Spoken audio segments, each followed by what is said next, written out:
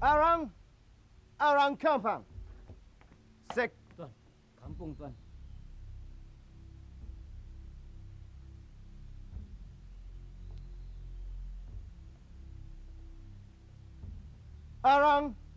Orang kampung. Sekarang ini negeri kami sudah tawan. Kami sudah jadi raja, bukan saja ini negeri, tapi pada seluruh kepulauan ini. Penghulu, Ya tuan. panggil saya Tuan Besar. Penghulu, Ya tuan besar. cakap pada ini orang dan pada semua, jangan lawan Tuan Besar. Kalau lawan Tuan Besar, ini kampung kami akan bakar. Kami akan bunuh semua orang. Faham? Faham tuan besar. Daulat tuanku.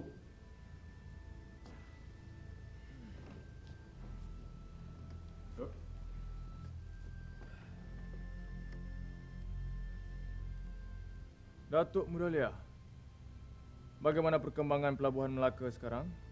Ampun tuanku. Adapun keadaan pelabuhan sentiasa sibuk dengan perniagaan tuanku. Kapal-kapal pedagang keluar dan masuk. Namun cukai tetap hamba kenakan. Ampun tuanku. Bagus Datuk Mudalia. Datuk Bendahara. Ampun tuanku, beribu-ribu ampun. Sembah Fatih harap diampun. Terdapat sekumpulan pedagang ingin masuk Dan sabar semua. Mereka ni memang tak ada adat. Ampun tuanku. Biarlah perkara ini Patih yang selesaikan. Ampun tuanku. Silakan.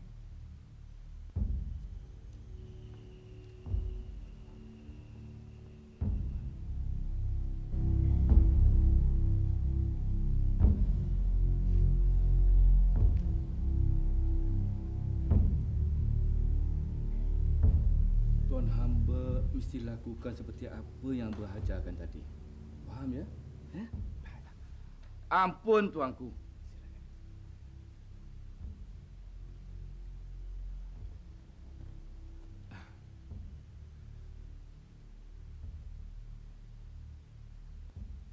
Ampun tuanku. Kami datang dari atas angin. Ampun tuanku. Kami mahu menyadap. Ampun tuanku. Kami mahu membeli tanah. Ampun tuanku. Di negeri ini sebesar belulang lembu. Ampun tuanku. Datuk, dia nak beli tanah sebesar kulit lembu ni. Nak buat apa tanah sebesar ni, Datuk? Kita tak boleh percaya dia. Orang luar mana kita boleh percaya. Maksud kamu mahu membeli tanah di Melaka ini hanya sebesar belulang lembu yang kamu bawa ini? Benar. Ampun tuanku. Berapa banyak harganya? Hah?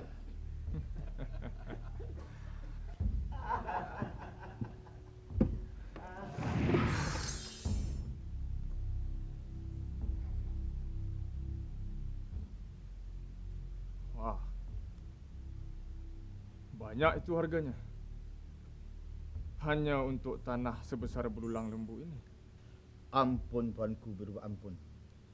Pada firasat Patih, eloklah tuanku periksa dahulu sebelum tuanku menerimanya. Kerana bangsa ini banyak muslihatnya tuanku. Ampun tuanku. Pada firasat Patih, eloklah kita terima akan harga yang ditawarkan ini. Cuba bayangkan. Tanah sebesar belulang lembu ini dibayar dengan wang emas 1/3. Rugilah kalau kita tolak tawaran ini. Ampun tuanku. Betul kata kamu itu, Temenggung. Inilah yang dikatakan peluang keemasan. Dan peluang sebegini hanya datang sekali saja, Datuk Bendahara. Apa pendapat kamu, Laksmana Khwaja Hassan?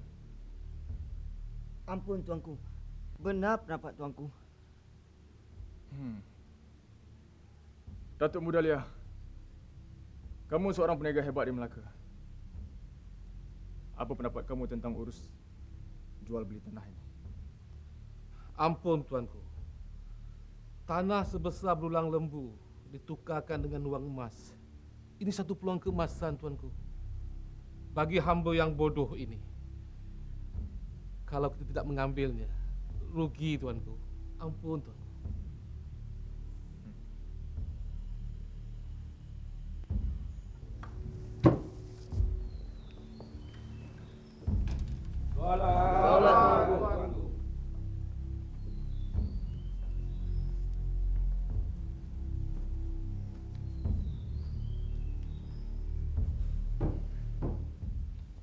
Nampaknya pandangan Datuk tak diterima. Kita tengoklah nanti apa akan jadi.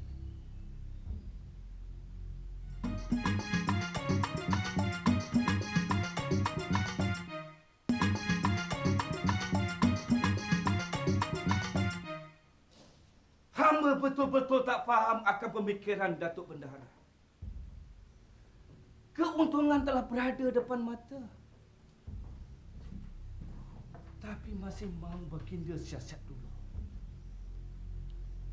Datuk Bendahara sebenarnya takut dengan Bengali Putih yang masuk meniaga di Melaka ini. Sebab Datuk Bendahara menguasai keseluruhan perniagaan di Melaka. Sedangkan Bengali Putih boleh menjual barang lebih murah daripada Datuk Bendahara. Datuk Bendahara dan pengikutnya, Hang Tuah dan rakan-rakannya semuanya sama saja. Kalaulah Melaka ini mereka perintah, sampai bila kita tak boleh maju? Dan peniaga dari negeri atas angin berebut-rebut masuk nak berniaga di negeri Melaka. Kalau kita masih kolot, sampai bila pun kita akan tenggelam. Benar kata Datuk Laksmana itu. Pada fikiran hamba, Datuk Bendahara masih lagi ingin menguasai duli yang di-Pertuan. Ya, pada pandangan hamba, Datuk Bendahara teringin sangat nak jadi raja. Itu andaian hamba saja. Orang Peringgi datang sini bukan untuk mencaca. Kami mahu kasih makmur ini negeri.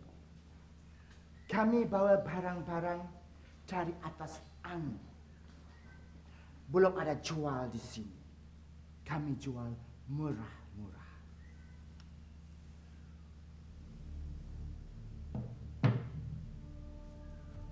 Kain sutra, minyak wangi, setanggi, kain palsu.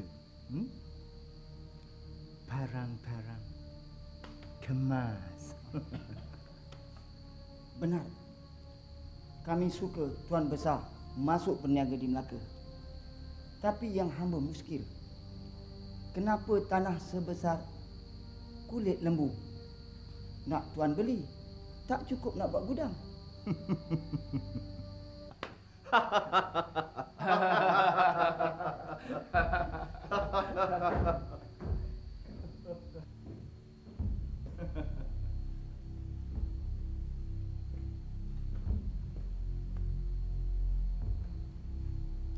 Ini Kapten Alfonso, ketua kami. Dia akan terangkan muslihat kenapa kami beli tanah itu. Ya, kami harap kamu semua dapat bekerjasama dengan kami, Bengali Putih.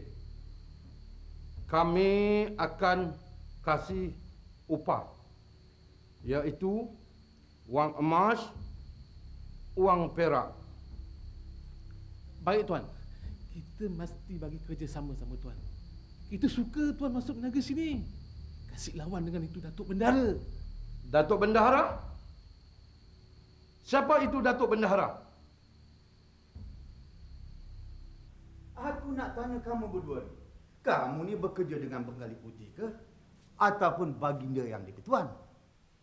Diperhamba cuma menyampaikan salam akan Tuan Besar kepada Datuk. Tuan Afonso menyatakan hasratnya masuk menyaga Negeri Melaka ini adalah untuk memakmurkan negeri ini. Kalau ada musang di tepi reban ayam pun, kita tidak merasa curiga. Walaupun hanya musang itu berbulu ayam. Kamu tahu tak? Muslihat Bengali Putih itu. Di mana saja mereka berada, apa akan berlaku? Di Pasai, di Pedir, di Gua, Sunda Kelapa.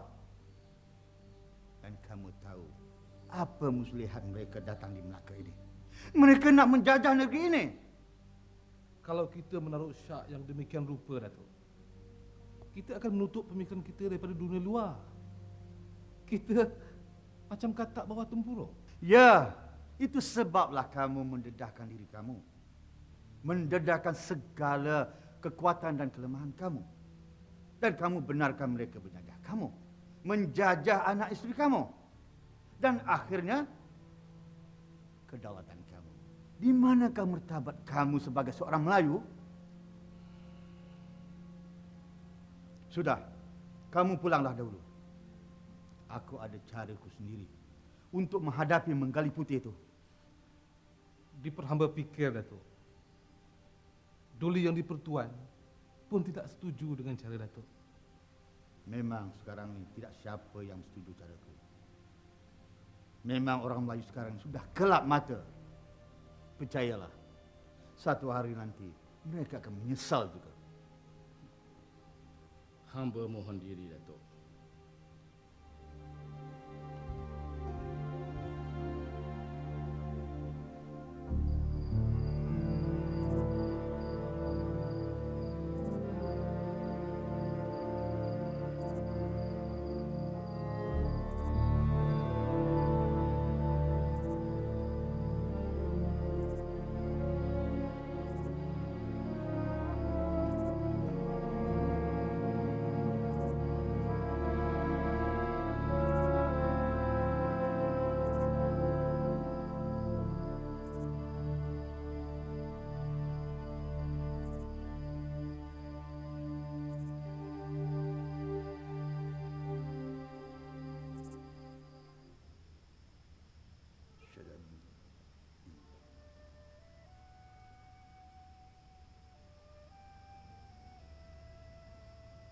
Assalamualaikum warahmatullahi.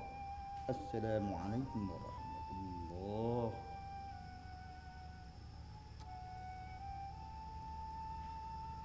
Assalamualaikum, Datuk.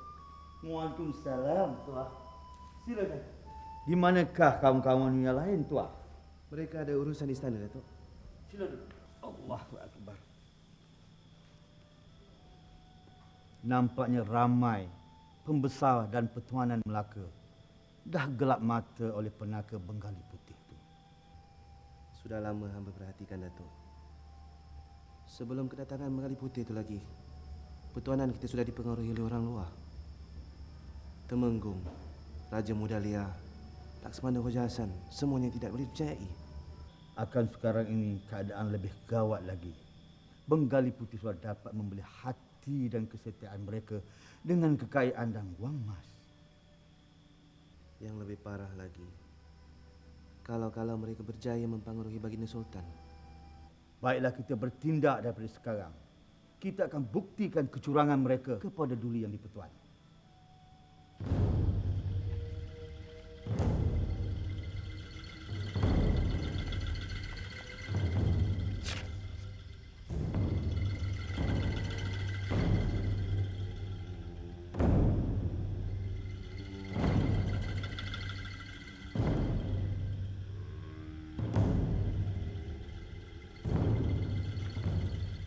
Dalam perjanjian, tanah itu sebesar belulang lembu. Dan tali ini adalah tidak lebih dari sekeping belulang lembu itulah. Bijak. Tuan memang bijak. Apa matlamat Tuan di Melaka ini? Kamu cakap pada saya Kamu bekerja dengan siapa? Hamba bekerja dengan Baginda Sultan Melaka.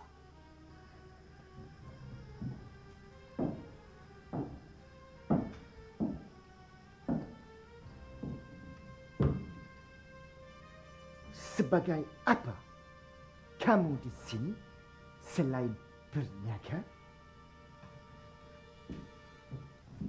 Hamba Syah Bandar mengawal kapal keluar dan masuk dari negeri Melaka.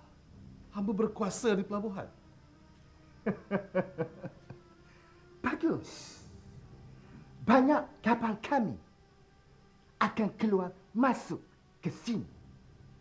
Kamu jangan periksa kapal-kapal itu. Kami akan membawa masuk barang-barang ini semuanya. Dan kalau mereka jatuh ke tangan kami, kamu akan mendapat ganjaran yang besar. Apakah kamu akan merasa rugi kalau mereka jatuh ke tangan peringgi? Tidak, Tuan, tidak. Hamba bukan orang Melaka. Sama ada Baginda Sultan atau orang lain yang memerintah. Tak ada bezanya bagi hamba.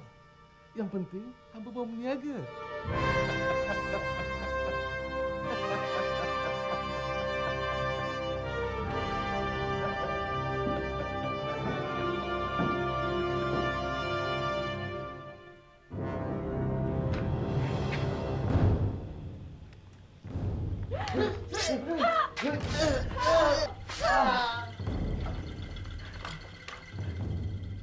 Ini cuma suku. Bayangkan kalau sekeping belulang lembu, berapa panjang tali yang kita boleh dapat. Besar, Tuan. Besar.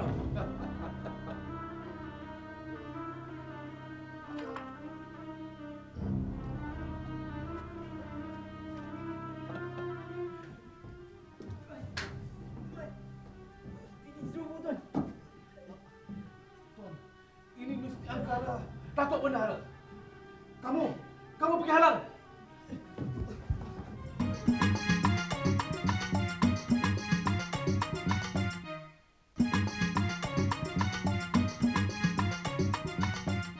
Laksmana Koja Hasan, sila bentangkan pengaduan kamu tentang apa yang berlaku malam tadi.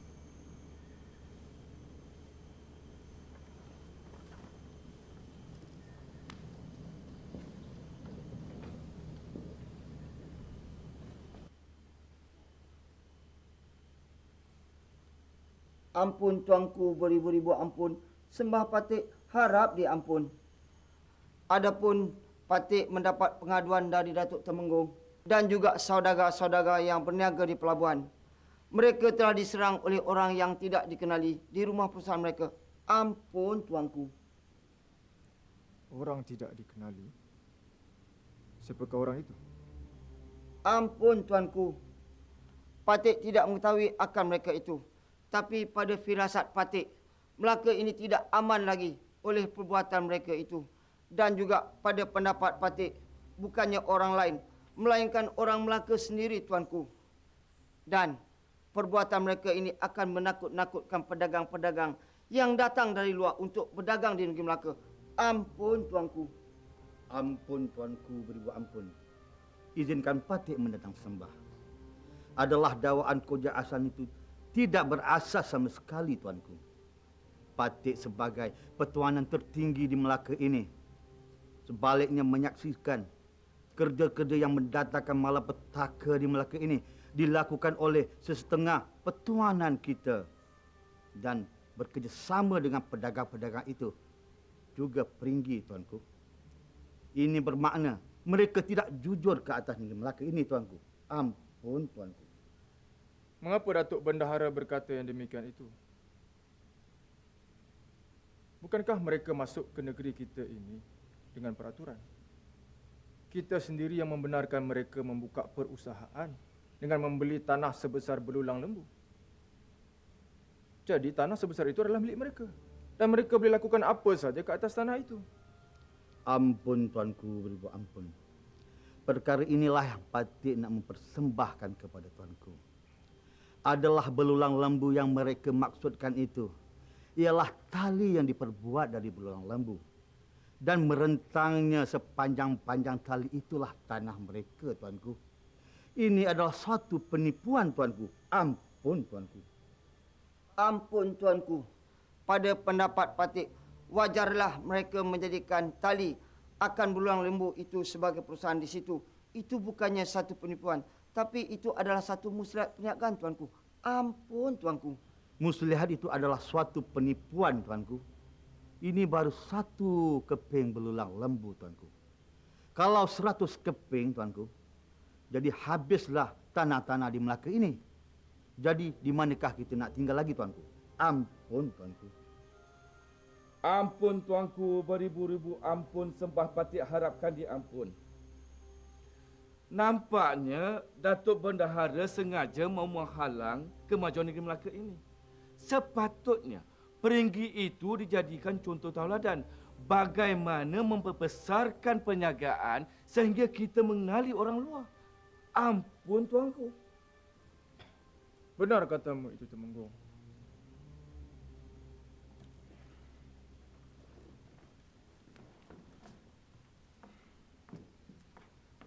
Datuk Bendahara, beta rasa lebih baik kalau Datuk tidak berpandangan sempit dan curiga kepada semua orang. Kan lebih baik kalau Melaka ini lebih ramai lagi orang luar datang masuk berniaga. Supaya negeri kita boleh menjadi masyhur dan terkenal. Bukankah begitu? Jadi bagaimana dengan penyerang yang dimaksudkan oleh Laksmana Koja Hasan itu, tuanku? Ampun tuanku. Penyerang-penyerang itu semuanya haruslah dihapuskan sama sekali. Arahkan hulu balang dan pahlawan kita untuk menghadapinya. Hang Tuah. Tuanku. Beta mahu kamu mendatangi akan perkara ini. Menjunjung titah, tuanku. Alah, tuanku. Nampaknya seperti berpuak antara kita dan Baginda. Seperti kita bermusuhan dengan Baginda. Sedangkan apa yang kita lakukan adalah untuk menjaga kedaulatan dan negeri ini. Orang-orang yang rapat dengan Baginda, mereka itu adalah tidak jujur sebenarnya. Semata-mata mementingkan diri sendiri dan menyogok Baginda dengan kemewahan. Dan orang kita yang membantu mereka tak tahu apa yang mereka lakukan. Gelap mata dengan habuan yang dijanjikan. Dan orang yang seperti Raja Mudalia itu memanglah petualang yang tidak boleh dipercayai. Mereka bukan rakyat negeri ini. Mereka adalah pedagang dari Gujarat. Orang asing. Dan mendapat tempat meniaga di sini pun kerana banyak habuan yang diberikan kepada menteri-menteri besar di Melaka ini. Seperti Temenggung dan Laksmana Hoja Hasan itu. Dapatkah kita gantungkan keselamatan perairan kita pada orang-orang yang rasuah seperti mereka itu?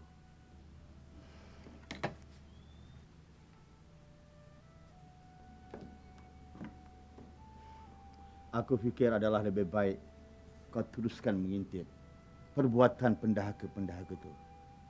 Kita kena bersiap sedia daripada sekarang. Jangan sampai kata orang sudah terantuk baru tengadah.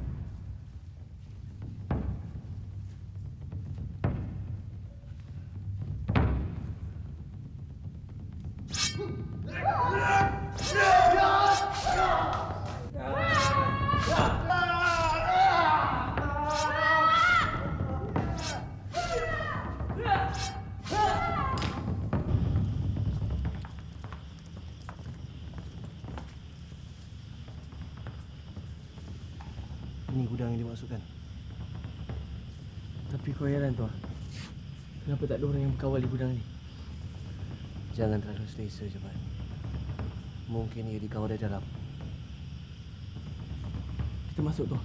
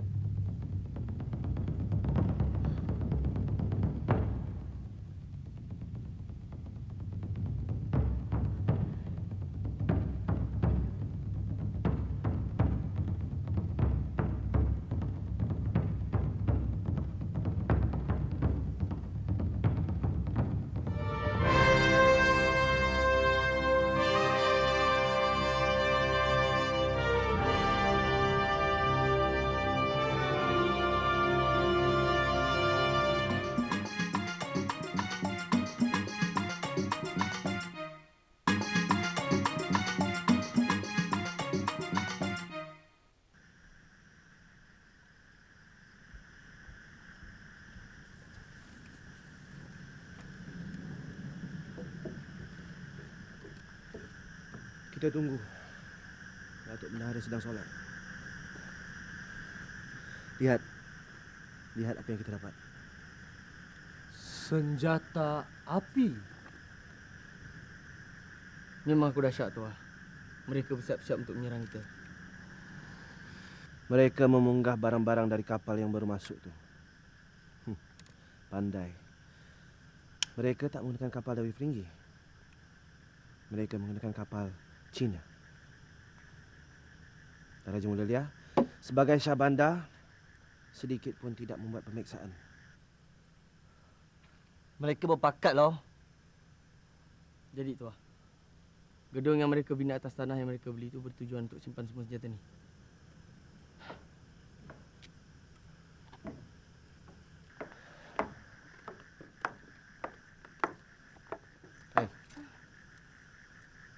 Orang perempuan tak boleh ada di sini.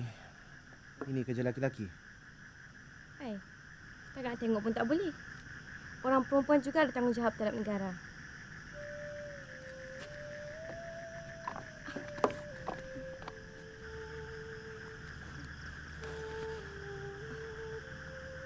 Kenapa dengan tangan tu? Luka. Jatuh tadi. Dalam bilik pun boleh luka sampai macam tu. Berat rasanya luka ni kan? Tengok. Tak payahlah. Kita nak tolong ubat. Tuan hamba tak dapat mengubati luka hamba.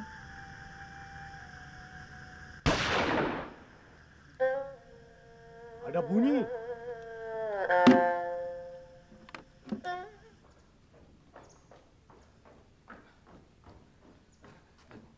Ampun tuanku beribu-ribu ampun sebab Patik harapkan dia ampun. Patik. Nanti. Ada apa Datuk Bendahara? Ampun tuanku, beribu ampun. Patik pohon perkenan tuanku untuk memeriksa gedung dan kapal-kapal dagang luar yang berlabuh di pelubahan kita, tuanku. Bukankah kita telah memberi akan Syah Bandar memeriksa apa yang Datuk maksudkan itu? Ampun tuanku. Akan Syah Bandar itu adalah di bawah tanggungjawab Patik. Patik melihat beliau telah menjalankan tugas itu dengan baik sekali. Akan kapal yang keluar masuk itu telah diperiksa dengan selamat ya tuanku. Ampun tuanku. Bagaimana pula dengan gedung Banggali Putih itu, Temenggung? Gedung-gedung itu semua selamat tuanku. Tidak ada apa-apa di dalamnya. Cuma barang-barang penjagaan adalah. Semua barang-barang itu telah dikenakan cukai tuanku. Ampun tuanku. Ampun tuanku, beribu ampun. Patik tetap memohon pada tuanku untuk memeriksanya, tuanku. Ampun tuanku. Nampaknya Datuk Bendahara bagai tidak percaya akan kenyataan Patik ini. Jadi Apalah gunanya jawatan Patik sebagai temenggung ini, tuanku? Biarlah Datuk Bendahara saja yang menjadi temenggung dan Syahbandar. Biar puas hatinya untuk semua ini, tuanku. Ampun, tuanku. Ampun, tuanku, beribu ampun. Patik bukan serakah dengan jawatan itu. Yang Patik fikirkan ialah keselamatan negeri Melaka dan juga kedaulatan tuanku. Ampun, tuanku. Baiklah. Kalau yang demikian, Datuk Bendahara, lakukanlah. Beta perkenankan Datuk memeriksa akan gudang itu. Ampun, tuanku. Ampun.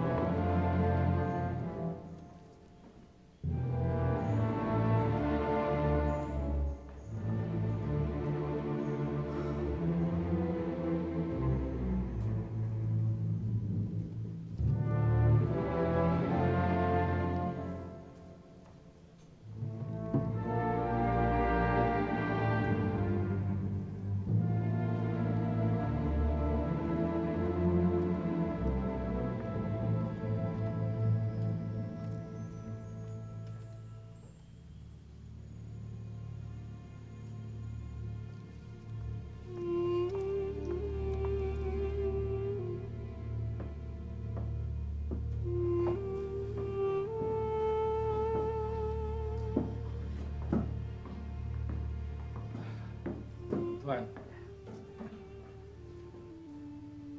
Silakan.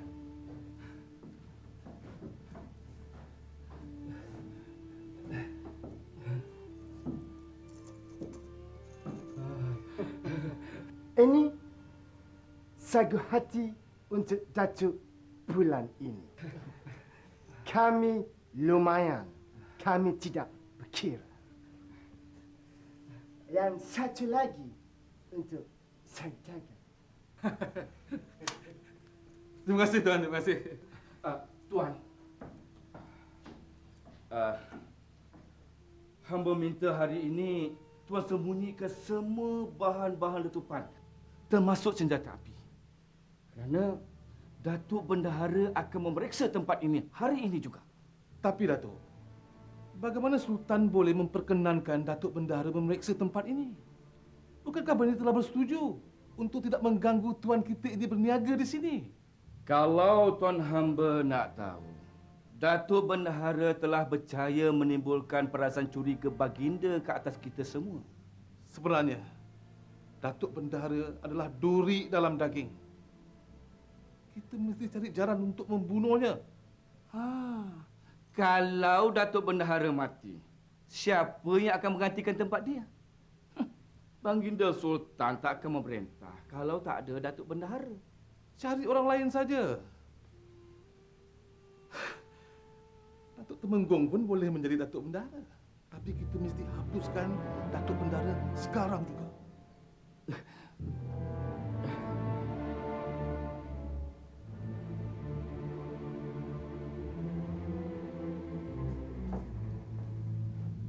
Mohon diperhamba menyampaikan titah yang dipertuan. Datuk diminta menghadap sekarang juga.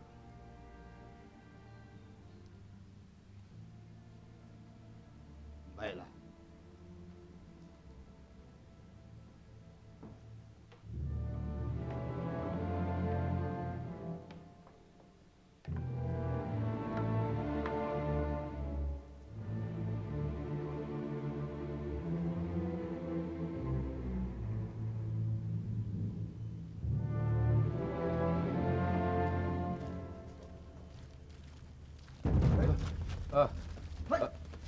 Datuk, kita kena lari, Datuk. Ada orang mengamuk ni, Datuk. Kenapa kita mesti lari? Kita harus halang mereka daripada mengamuk dan terus membunuh. Baik, Datuk.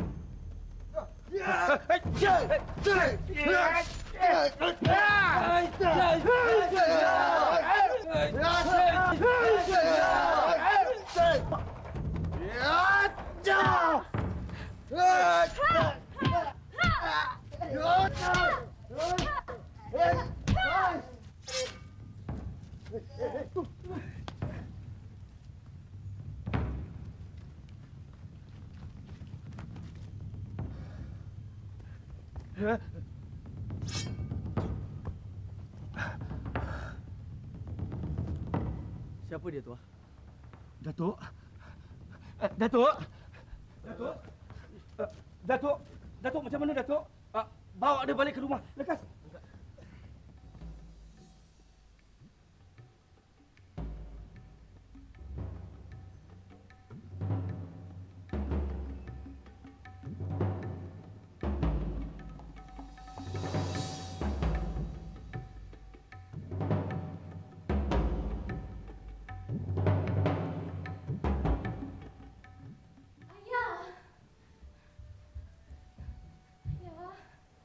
Kemana kamu, Fatimah? Semasa saya pergi menghadap tadi. Hamba ke pekan tadi, Ayah. Nasib baik Bang Tuan yang akan ada. Kalau tidak, Allah jangan tahu nasib ayah hamba. Bukankah mereka ini Panglima Melaka untuk menyelamatkan kita? Tapi satu menjadi persoalan. Siapa orang yang bertopeng tadi? Iya, begitu gagah dan pandai berlawan. Tak mengapalah, Ayah. Pokoknya ayah selamat. Syukur kita pada Allah. Hamba merasa ini rasa satu pakatan untuk membunuh Datuk. Aku tidak gentar kerana kita di pihak yang benar. Kamu telah gagal membunuh Datuk Bendahara.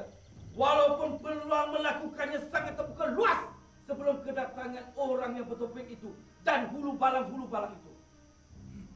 Kamu telah menyusahkan aku dengan kegagalan itu. Sekarang kau terimalah habanmu ini.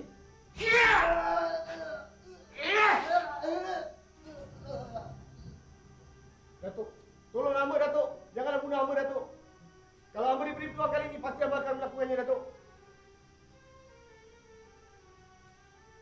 Baik. Yang aku tahu esok pagi-pagi matinya saja Datuk Bendahara. Jika kamu gagal, lebih baik kamu keluar dari negeri Melaka. Baik, Datuk.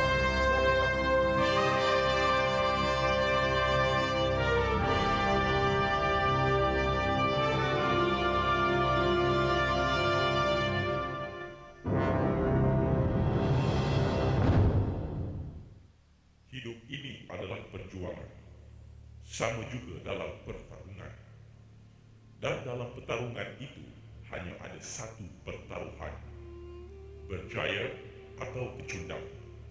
Menang atau kalah. Hidup atau mati. Semuanya bergantung kepada pilihan kamu. Silap membuat pilihan, kamu akan menerima panah. Apa harus disimpan saja cinta yang bermain di jiwa? Malu tapi memang cintamu.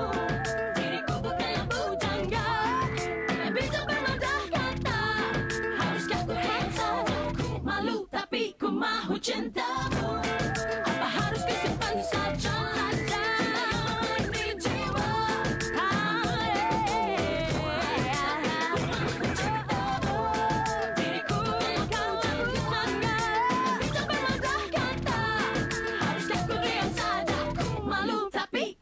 Cintamu.